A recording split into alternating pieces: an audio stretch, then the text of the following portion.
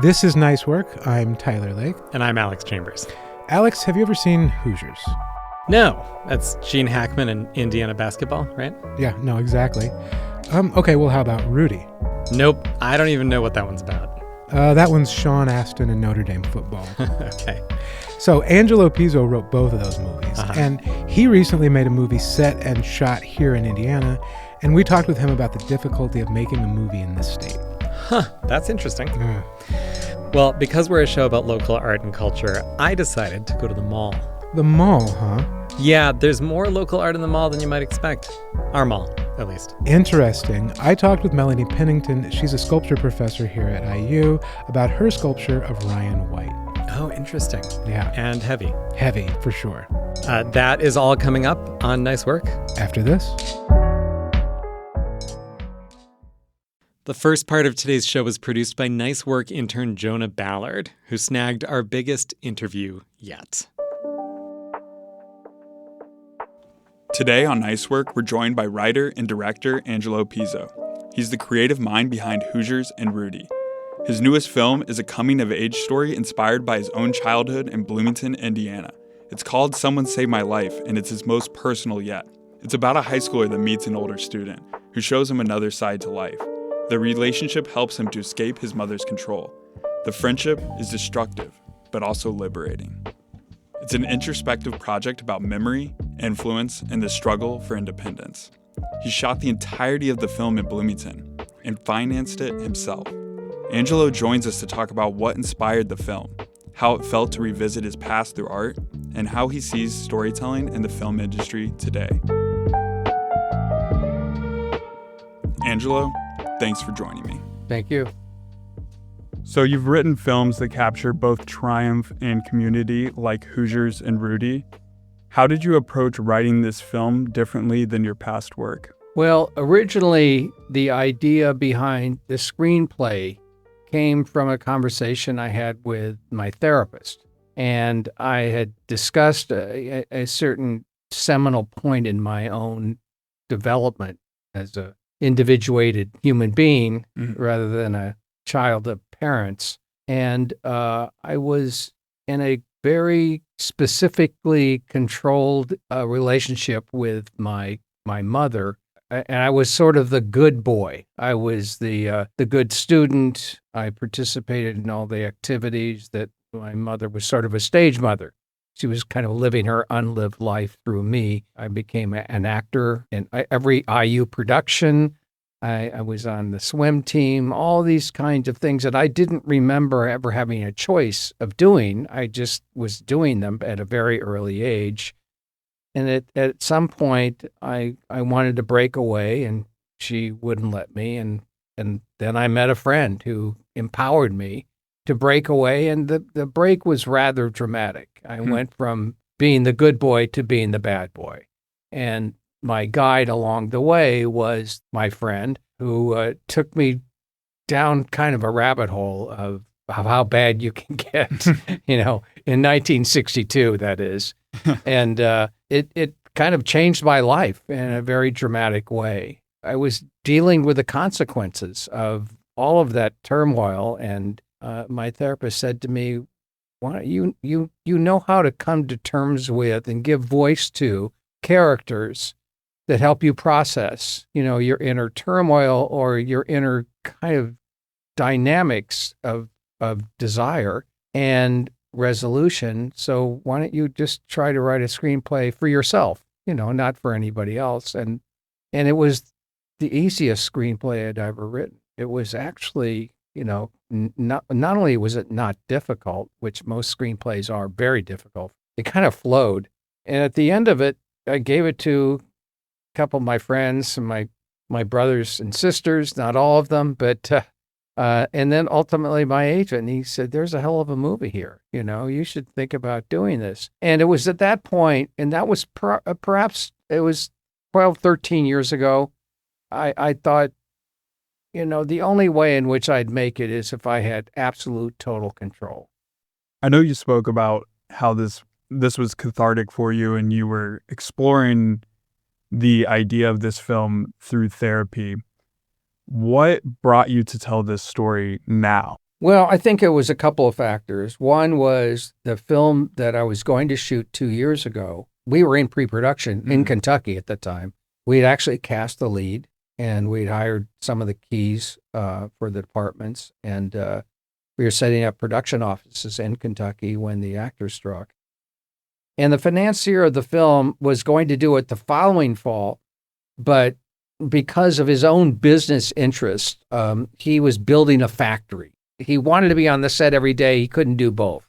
And it had to be, the building that factory had to be at that specific time. So we pushed it another year. So it opened up that window for me. And I thought, now's the time. And at my age, I thought, maybe I'm not going to have another opportunity. So I just decided to roll the dice and make some calls, and including my own accountant, and say, I'm gonna do this. It just felt like the right thing to do. Maybe the last film I do, maybe not, but the window of opportunity came, and I decided to jump on it.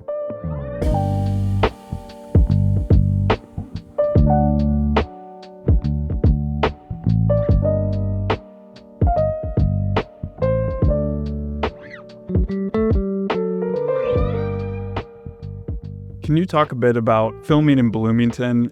Well, because there aren't films that are made in Indiana, there's not a crew base that really exists that you can hire locally. The different departments can hire to do jobs like makeup and so on and so forth. But the heads of the department, for example, wardrobe, we couldn't find a wardrobe person in Indiana that was available and for our price, and we had to bring somebody in from Ohio. And the same thing was true with cinematography, and the whole cinematography department was from out of state. So when you bring people in, it just increased the cost because you have to house them and feed them and provide them transportation. And the challenge for a non-tax credit state is you just don't have those crew bases to work from. For example, if we were going to shoot this same film in Georgia, we could hire local people for almost everything, and we wouldn't have to pay them extra for housing and food. And also, there simply is not the infrastructure that exists in places like Cincinnati. Ohio's had a robust tax credit, and many films are shot there. So crew bases and studios and equipment and rental houses for various things are there.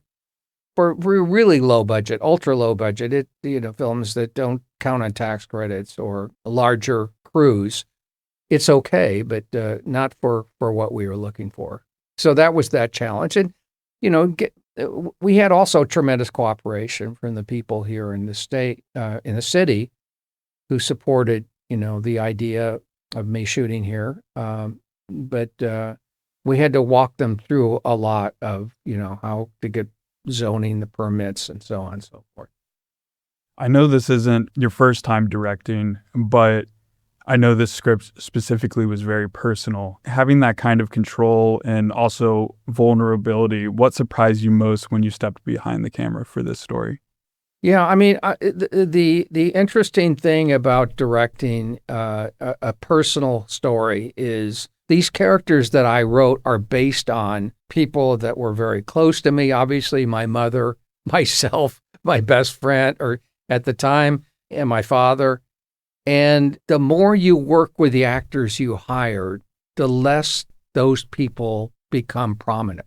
They start to disappear. So the actors, they start to inhabit the role in a way that when someone says to me, like in the first week of shooting, "Oh, would you have done that?" Mm-hmm. And pointing to that character and that actor. And I would probably respond by saying, one thing or another, but by the fourth week, I don't even think of myself as that person.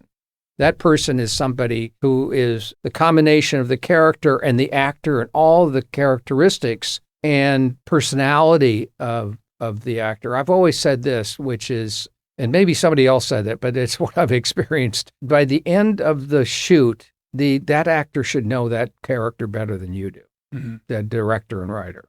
They really should. Yeah, we had some really tough scenes to shoot, like the final scene in the second day. And that was a struggle because we really and both actors didn't quite know who they were or, how they didn't have a chance to evolve and grow within the role by being that person over the course of the number of days and scenes we would shoot. And I was giving a lot of line readings to one of the actors in the first week or so, but by the last 3 or 4 days, it was like I didn't give any line readings. They really did. They did become those people, and I didn't have to direct them as much and as specifically. And I kind of forgot who they were.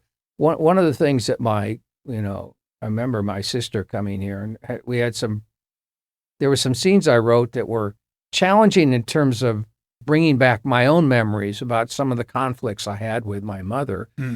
And we could really only afford to work with our actress who played my mother for 4 days. So we had to pack all those scenes in 4 days. And as you can imagine, after what I've described, I had a very complicated relationship with my mother. Yeah. So my sister was saying, aren't you going to be worried about being traumatized, by reliving those scenes and so on and so forth? And I really was until I got there. And then once I got there, it was like, these were other people. They weren't me and my mother. They were variations and versions that were inhabiting the same kind of, the dialogue was kind of roughly the same as I remember it. And the interaction, physical and otherwise, was the same, but they were just different enough that I could separate myself, and I did not get emotionally involved in it. I kind of disconnected and was very objective in terms of ascertaining the right things to say and the way in which to block the scene and to shoot the scene, and I wasn't traumatized at all. Good. Yeah. I mean, did it ever get away from you, though, with the actors developing their own sense of what the character was? Did you feel like it got too far away from the original and you had to bring it back, or did it always stay on what you had in mind? One of the things that you're always, the big gamble is that, especially with young actors, that when you cast them by Zoom, I couldn't afford to have a big casting session in LA or New York, and you learn enough about them that that they'll be able to fill in with their own personality and their own kind of character traits and their own energy. I suppose that's part of it. Their own essence of who they are as people into that role, that it will become something different, but as compelling, as interesting as I hoped it would be. And then when you get them here, you learn more and more and more about them.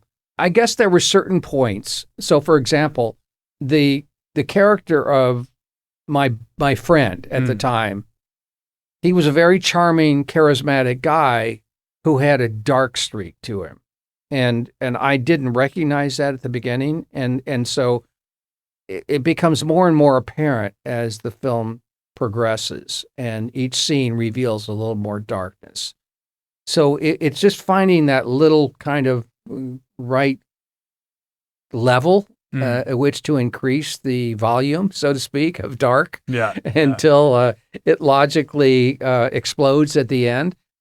And working with the actor, a lot of that's just kind of very intellectualized and conscious. And the actor I worked with, Stanford, student, he was really, really smart. So he trusted me to modulate, to find the right level for the scenes. And the other actor who played my character, so to speak, I think he had a really good intuition about, where, how much to reveal, how much to keep within, control, his own control. I feel like sometimes, I'm an engineer and I'm on a big deck, and I have all of these different instruments that I'm trying to balance and get into the right EQ for. So yeah, I think that's part of what a director does.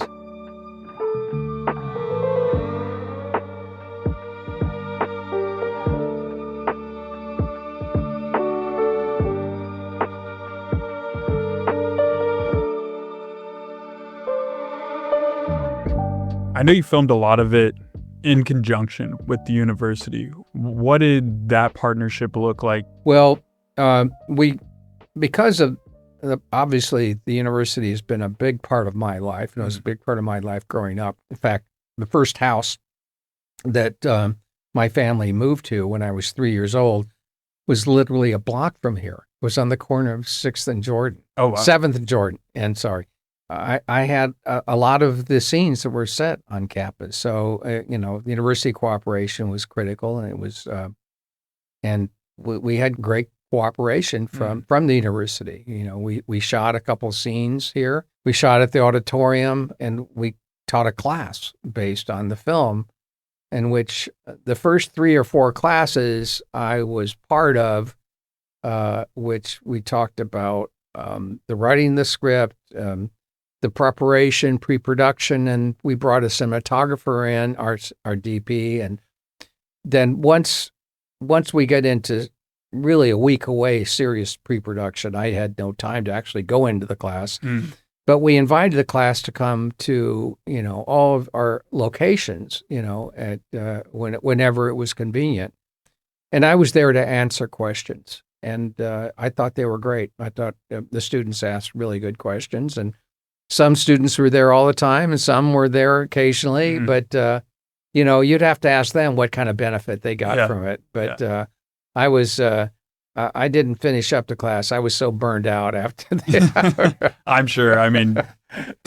teaching is already a job, and then directing on top of that and combining that, it would definitely be a stress load for sure. Well, let me also say that it was... in all the films I've ever been involved with, I've had 40 to 50 days. And, that's usually the kind of budget I've been dealing with to shoot a film. I had 20 days to shoot this. And they had to pack so many scenes into one day. And it was extremely exhausting and stressful. Yeah. It was really, really hard. To the point where I will say categorically, I'll never do a 20-day shoot again. Also, we actually had some big production scenes. We shot at the quarry. We had football scenes. It wasn't. I mean, you could if there were just if I wrote a movie about you and I talking at this table, I could do that in 20 days pretty. And it was a period piece, right? So you're trying to change. Yes, exactly. That's another aspect to how difficult it was to shoot a period piece with our budget. And the kind of scenes that we planned, it was not easy. Yeah, I saw a photo. You had a bunch of classic cars out at the quarry. Was it hard to reimagine the university and the other scenes that were in town back to that period in time? Was there difficulty in creating those sets? Well, I mean, not really, because there are certain sections of the campus that look exactly the same. Sure. I mean, Dunwoods and that whole quadrant there, which is where we shot part of it. And of course, the auditorium. I mean, and we didn't really shoot downtown at all. Okay. I mean, that would have been impossible, pretty much impossible. Again, this is not breaking away. I mean, the one thing about breaking away is, even though it was probably about, I don't know, $10 million, I think that would be like a $35 million movie today.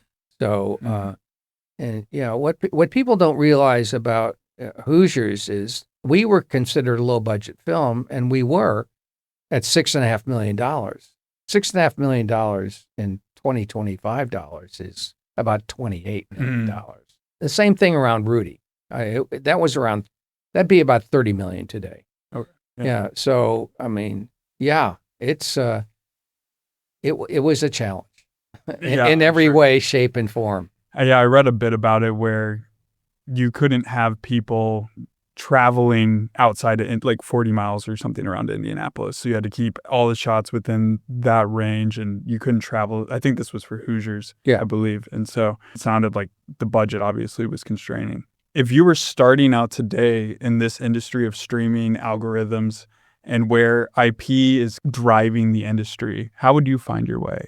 I don't even begin to know how I'd find my way. I mean, I think that there are certain ways in which are always tried and true, which is that you have to learn the process.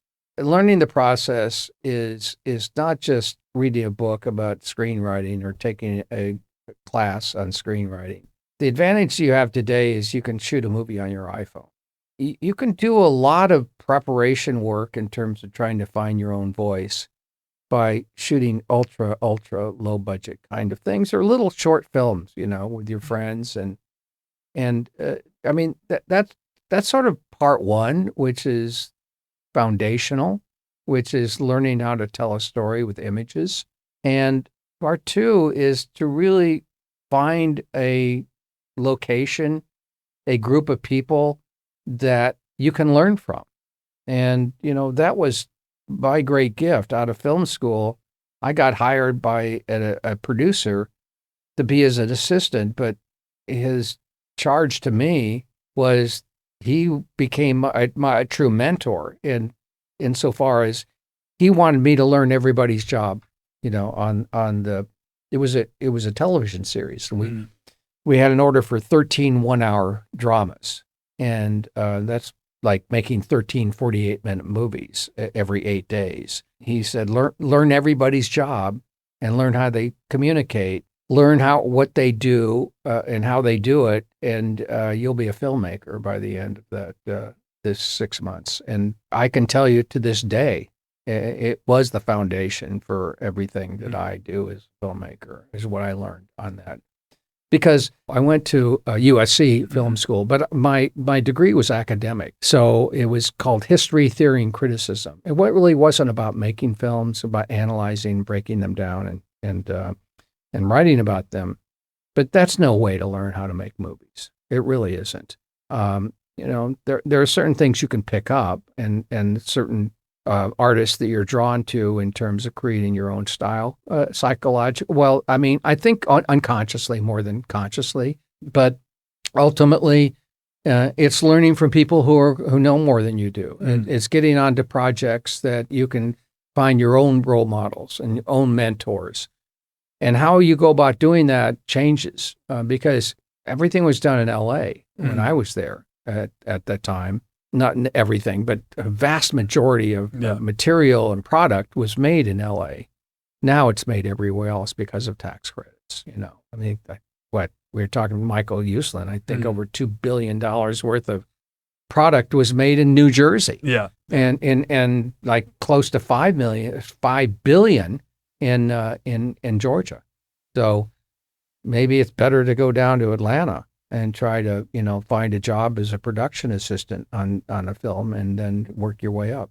I know you're talking about the work aspect of it, really moving your career and teaching you everything. Do you think grad school was necessary to make those connections to get to that point? Or do you recommend just moving to one of these locations and starting as a PA and trying to make it that way? I don't think that's an either or situation. I think it can. I think one can work and the other can. They can both work and they can both not work. For me, it was really helpful because Los Angeles and the film world was like a foreign country, and the people who made the films and the people in the business, they seemed like to be in this kind of enclosed space that I didn't know how to get into, and you get into them by getting to know them. And the one advantage that I had with being at USC is I actually met and talked to many really great filmmakers. I mean, including Clint Eastwood and Steven Spielberg and George Lucas. And I mean, they would come by, there weren't that many film schools at the time. And UCLA was much more academic than USC.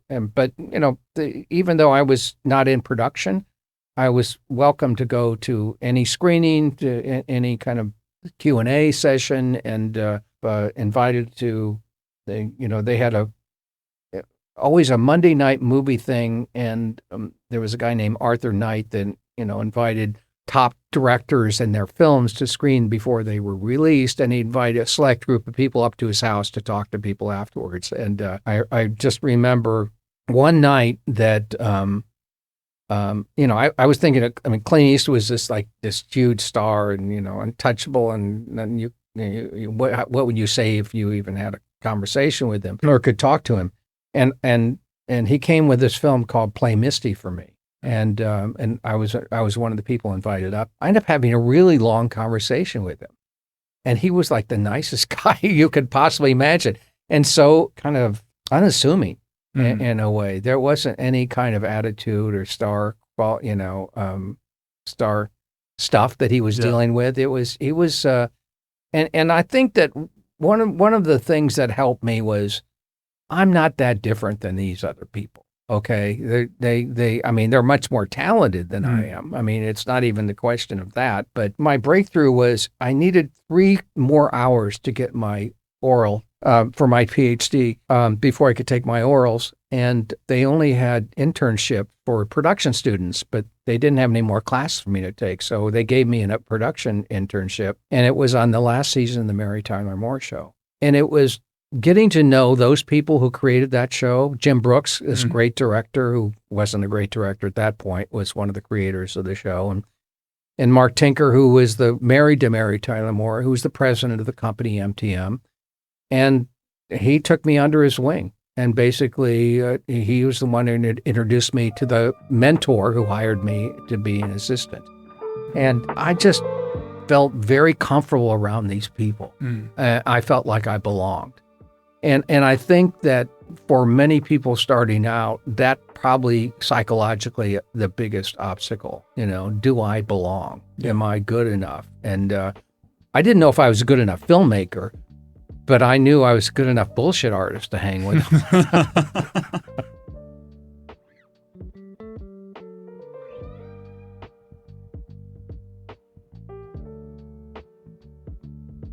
For young writers and filmmakers listening who are trying to tell stories, what's your most valuable lesson you learned about staying true to your voice? There's a lot of different ways of answering that question, but let me say this, that I wrote my first screenplay after working in the business for 6 years. So I worked in what they call development or executive jobs. And in so doing, you really are I worked for a couple different studios and different production companies, but part of your job is to read scripts. And I estimated I probably read over 1,000 screenplays at pretty high levels. By the time they would get to me, because I worked for Warner Brothers, I worked for Fox, and these were screenplays represented by agents that were legitimate agents, or they're writers who had credits too. Not all of them. Some of them. And I can tell you the ones that immediately, there were a couple things that struck me in retrospect as I look back on those scripts, why they didn't work for me. And a lot of people have asked me, when I say I read 1,000 screenplays, they say, oh, did you learn how to write from that? I didn't learn how to write from reading those screenplays. What I learned what to do was to avoid the mistakes that I kept on seeing over and over again. And I think one of the biggest ones is trying to imitate a successful film or to do a mashup of 2 successful films, at the time, which is, I want to do my version of a Marvel comic book character. They're trying to sell something as opposed to trusting their own voice and their own storytelling sense of what means something to them. The uniqueness of the voice is what always struck me as why screenplays stood out from other films. And I always think of them as, this film was written from the outside in rather than inside out. That is, they're trying to calculate how to create a successful film by imitating other successful films. And that can sometimes work. I mean, especially in genre films like horror films, you just take an existing horror trope and twist it, and you might find a way to commercialize it. But if you want to create something that has a real authentic emotional connection to the audience and create emotional moments, I mean, to me, it has to be authentic. It has to come from the inside out, reading it. Now, when you get a great director and great actors, sometimes you can extract that. But if you don't have it in the script, I don't care who you hire. It's still not going to come out authentically. To me, I was able to recognize the scripts that were written from the inside out, that had a feeling state behind them, rather than calculated, objective, linear, analytical approach to writing screenplays. Angelo, thank you for joining me. You're welcome. I'm Jonah Ballard, and this is Nice Work.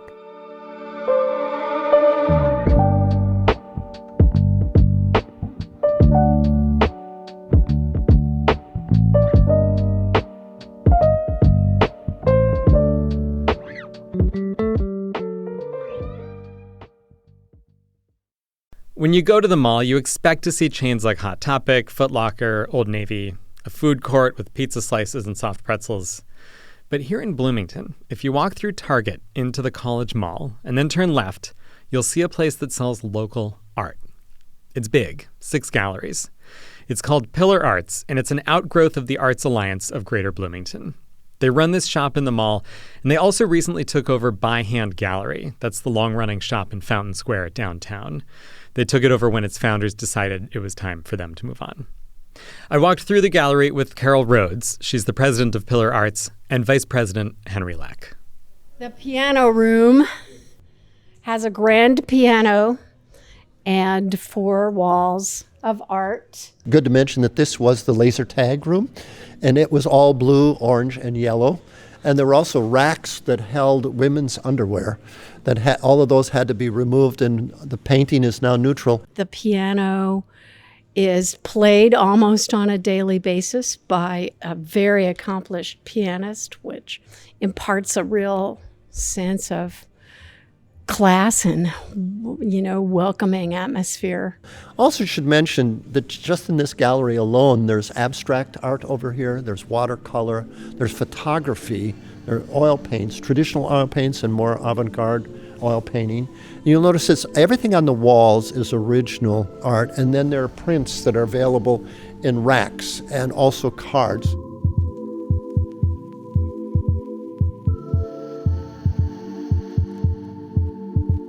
I'm Carol Rhodes. I am current president of Pillar Arts. Actually, Pillar Arts is the DBA of Arts Alliance of Greater Bloomington.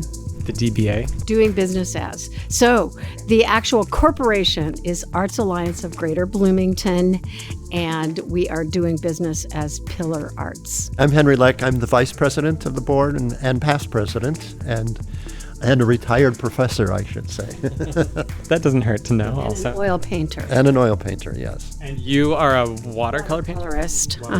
Yeah. If we could start with the history of the organization, which I think goes back at least 15 years, right? About 12 years. 12 years. Okay. It was an outgrowth of an organization that had existed before called the Bloomington Area Arts Council. And that organization ran the Waldron and the Busker Chumley, and because of the burden of running those organizations, fell short and dissolved. And in response to that, the artists of the community said, well, we really need an organization that's made up of artists. Mm-hmm. And they were very specific about making sure that the various genres of art were represented, such as dance and theater and music and visual arts, etc. So this group was formed called the Arts Alliance of Greater Bloomington. With that, the group got us a rental space in the mall, and it was called Art Beat, and it was near where the Macy's store is. And then, of course, COVID hit, and it was closed. So following COVID, we moved to another location, which was next to Foot Locker, and that was called the Arts Alliance Center. And that was very successful until there came a time when they had a renter who could pay higher commercial rates. And so, according to our lease, we were evicted. But they graciously allowed us to look at other spaces. And the one that came up was a large space that is the former Victoria's Secret space. And so we moved there, and in a matter of 6 weeks, remodeled the space and opened it into a 6-gallery plus performance area. Where did the name Pillar Arts come from? Back when we had the Arts Alliance Center, there was a logo for Arts Alliance of Greater Bloomington, which was in cursive script and had a heart.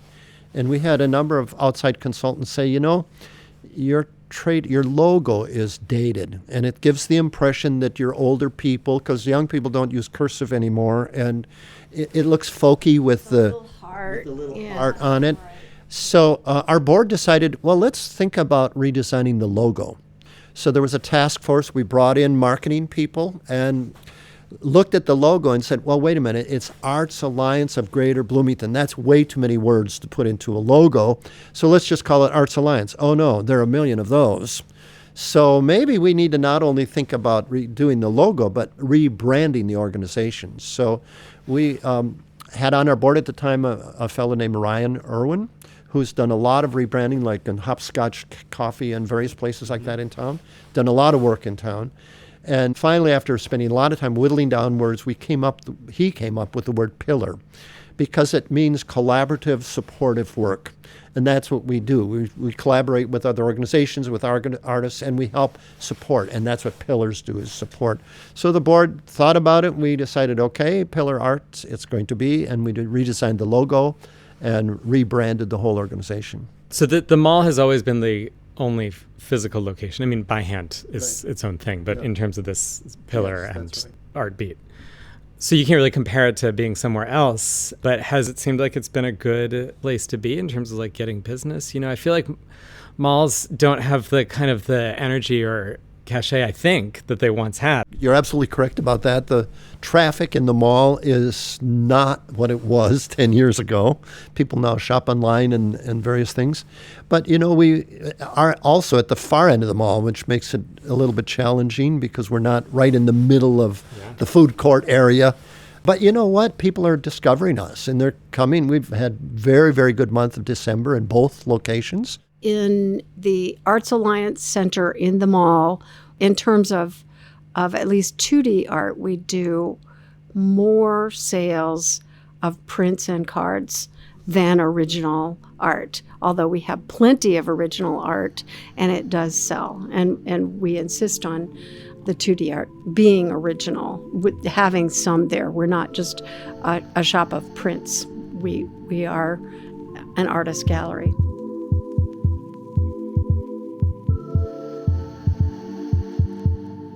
So let's move to the Gallery B. Great.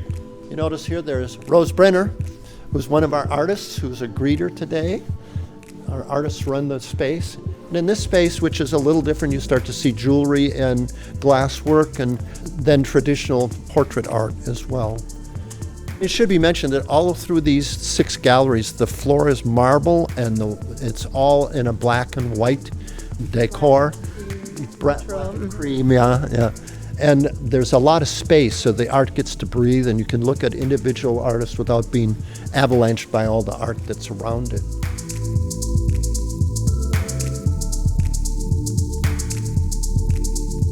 And that's Pillar Arts. Tyler, you stopped by recently. Yeah, I did. I stopped by, and I was surprised by how big it was and how much stuff they have in there. There are so many pieces. There's so many different artists. There's a lot of variety in that space. There is. It's a really pleasant, dignified space. Yeah. Which I think is what they're going for. I couldn't help think about what I might do if I was running an art space in a mall. Make it less dignified? I appreciate the dignity of the place, but I might play a little bit with the fact that it was in a mall. Yeah. So like what? I'd bring in a claw machine where you can get art. I support the Sort of art like the claw vending machine. Yeah. Yeah. I don't know. What might you do? What would I bring in there? What would you bring in? Well, I would go ahead and lean into the Victoria's Secrets thing. Oh, yeah? And be like, all of the paintings are in the juicy room. and then all the glasswork in the lingerie room. And I don't know why, but that's just my gut. I did think, they talked too about how it had been a laser tag space as well. And I might also kind of keep some of the vestiges of those spaces, have this sort of like sense of layers of all the different things that maybe we the history of the place. Like a wall that's just peeling back, and you can see all the different history, all the different things that have been in that spot at one time. Yeah, exactly. Yeah, the I actually colors, kinda like that. some of the different colors. There's probably going to be a lot of pink. But also black and, I don't know, yellow, neon, green, day something. glow. Day glow. Yeah. Exactly. Leo just jumped in and suggested pinball machines designed by artists. Oh, designed by artist or themed, like a Van Gogh Or themed, maybe pinball that was machine. what Leo meant. Yeah. The Escher pinball machine being really problematic. The ball never comes back. You just watch it go over and over. You have no control over the Right. Escher pinball machine. Anyway, those are a few things that I might do. I like your ideas. Yeah, yours too. I agree. It's a really lovely space, but it's unusual that it's in the mall. And Yeah. I advocate the leaning in. Yeah, I would play with that. That's not what they're doing, though. And maybe if I want that other thing, I just need to call up Simon College Mall. Yeah, if you really want to do this, there's a Hollister. There's a former Hollister you can move right into. I'm looking forward to that. But you should also check out all the local art at Yes, Pillar Arts. there's tons of cool stuff in there, and it's also, honestly, a great place to get gifts. It really is. They're doing a good job. More nice work after this.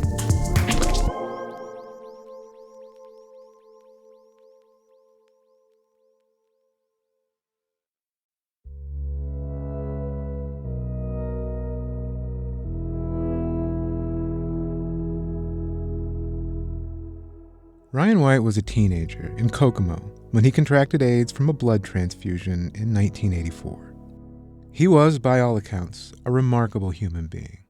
He seemed to understand the role he could play in the AIDS epidemic, seemed to grasp that America wasn't ready to take AIDS seriously. It was a disease that ravaged the gay community, and, well, the country didn't really seem to care. White understood that he could bring attention to the cause, and that he could help change things. And he did. Ryan worked tirelessly to the end of his too short life to help destigmatize HIV and AIDS. A remarkable human being. As fitting as anyone I can think of to be memorialized. And a bronze sculpture of White is in the works, created by artist and senior lecturer of sculpture at the Eskenazi School of Art, Architecture, and Design, Melanie Cooper Pennington. Those of us of a certain age know the name Ryan White, and Hoosiers probably more than most. But I wondered for Cooper Pennington, who grew up in Boston, what came to mind when she heard his name before being commissioned for this work. So I was in elementary school, and I remember the toilet seats. People were just afraid. They were afraid of toilet seats. They were afraid of cups. They were afraid of AIDS. They were afraid of HIV. And I was aware of Ryan mostly as just some young guy out there that was friends with Michael Jackson. Like that was really all I knew. You know, I don't think I was that keyed into what was happening. I just knew he was a celebrity. You're sort of at the end of the process. Yep. What's your take now? Well, I titled the sculpture Keep Going for very, very specific reasons. After having spent time getting to know Ryan, really just spending a lot of time in his presence. So my studio walls right now have about, 100 photographs of him just plastered everywhere. And his eyes are so beautiful and penetrating and kind and constant. And I don't quite know how to describe it, but there was something about Ryan. Ryan had a steadiness, a very calm posture and perspective, and his personality was quite calm and steady, like above his age in terms of maturity. The one thing I noticed most was that he was always in motion. I mean, that's partly because the interviews were always trying to capture him. He's trying to get from A to B, but always encouraging other people, always educating other people, educating teachers, educating politicians, educating students. Like everything out there about Ryan is movement. For that reason, he's in the posture he's in the sculpture. He's moving forward. He's got the backpack slung over his shoulder. He's looking back like, hey, let's go. So it was the calmness of his personality, the confidence that he carried himself with, and the kindness. And he was also a teenage boy. I've had a teenage boy. So I could recognize that side of him as well. It was nice.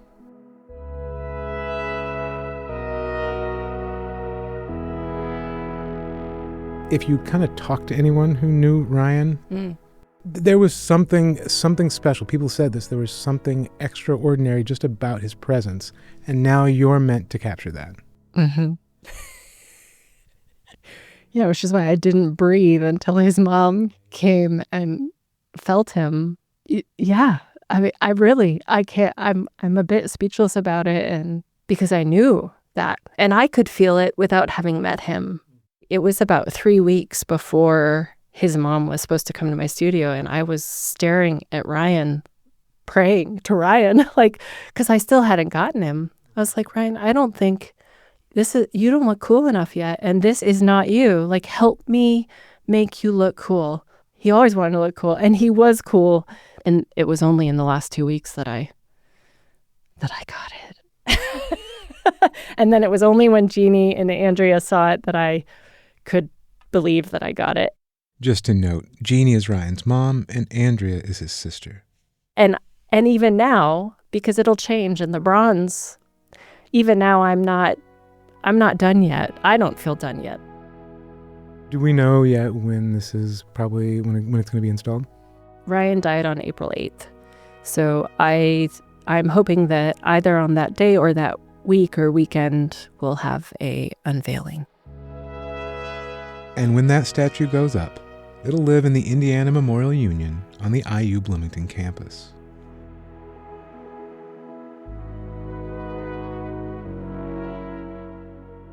Walk me through the process of creating a bronze. It seems like so intimidating. Step one is creating a maquette. They're about 6 inches in size. And then from that, I work with models to finalize the posture. With Ryan, it was really difficult. You know, he didn't grow properly because of both the hemophilia and the AIDS, having acquired that at age 12. So I had to work with very slight people to model for me, casting the body, positioning the body according to what I want, dressing the body. It was really helpful for me to go to his bedroom exhibit at the Children's Museum. And this was heartbreaking. His locker is there with slander all over the locker, but hanging in the locker is one of his coats. So I was in there with my scarf, measuring the length of the sleeve. I cast a foam mannequin body without the head, without the hands.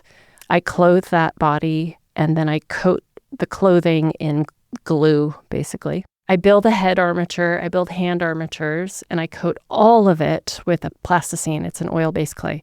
Then I've got the whole clay sculpt completed.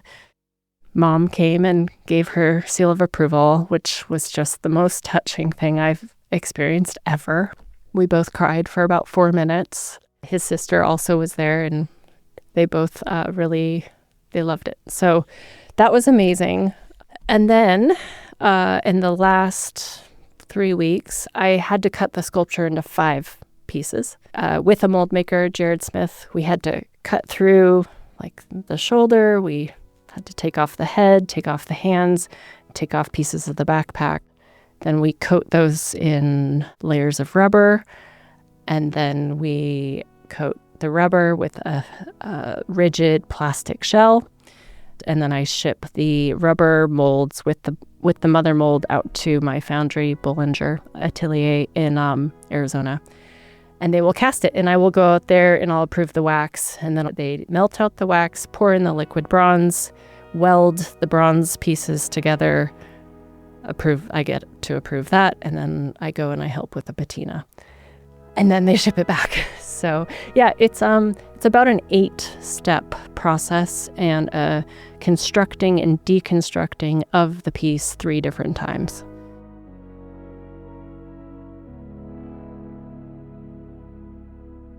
If you haven't seen Melanie's work, you can check it out at melaniepennington.com.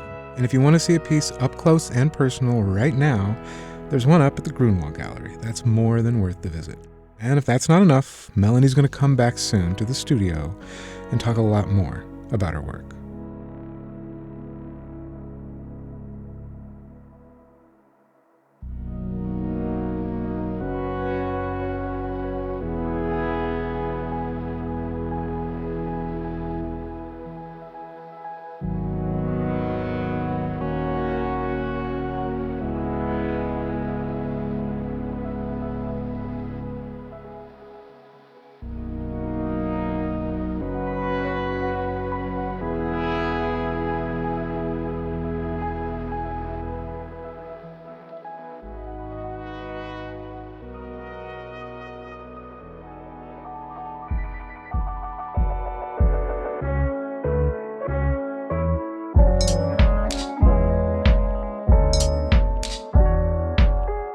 You've been listening to Nice Work, a production of WFIU, WTIU, and Indiana Public Media. Find us at ipm.org.